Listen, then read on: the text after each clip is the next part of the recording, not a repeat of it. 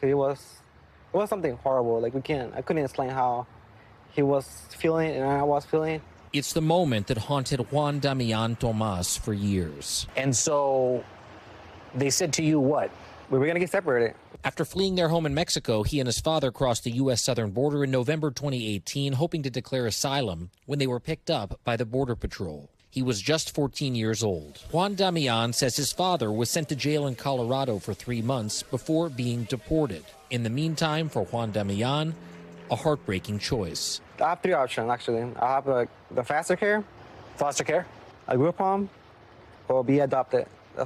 There were none options to be my dad. Like thousands of other kids, Juan Damian was separated from his family at the southern border as part of the Trump administration's controversial zero-tolerance policy. He chose the group home, where he could be with other kids his age. Everyone was crying. It was around my age. They were like 16, 15. There was some like around 8 years old. There was a lot of kids there. Then, one final goodbye to his dad. He was crying the whole time, and I didn't want to cry because I don't want to make him more sad about it.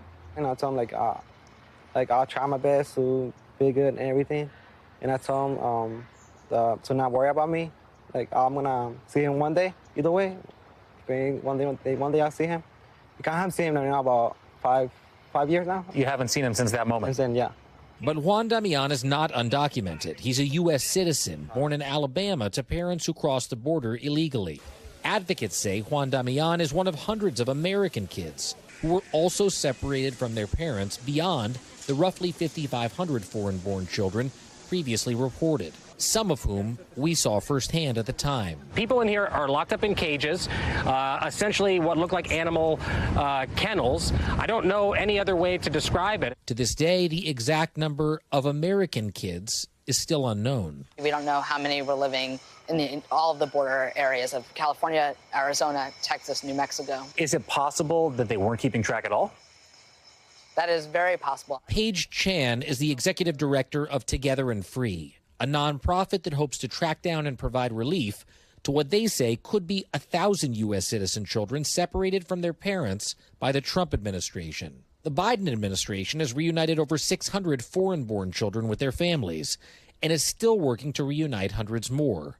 Chan says that number should be higher, but American kids aren't yet eligible for the same type of help. This finite group that you've discovered, U.S. citizen children with non-citizen parents, are not eligible to be reunited right now. Yes, only because no one even knew that these families were being separated. Juan Damian lived in 3 different group homes in Arizona before attending high school in Los Angeles. He's now 20, working at Burger King, and has enrolled in community college. He hopes a federal court will order the Biden administration to provide relief to him and other U.S. citizen children separated from their parents by the Trump administration, and help bring him one step closer to his dream, his family reunited, living together with him in the City of Angels. I don't think many people would be able to do what you're doing right now, to share your story. How do you do it? Well, I do it for my parent family. Actually, I do it for my law firm family because I know they feel the way they're not here. I still feel their love. They never give up on me. Either way, they're not here. And it doesn't sound like you're giving up on them either. No, I never gonna give up on them. Jacob Soboroff, NBC News.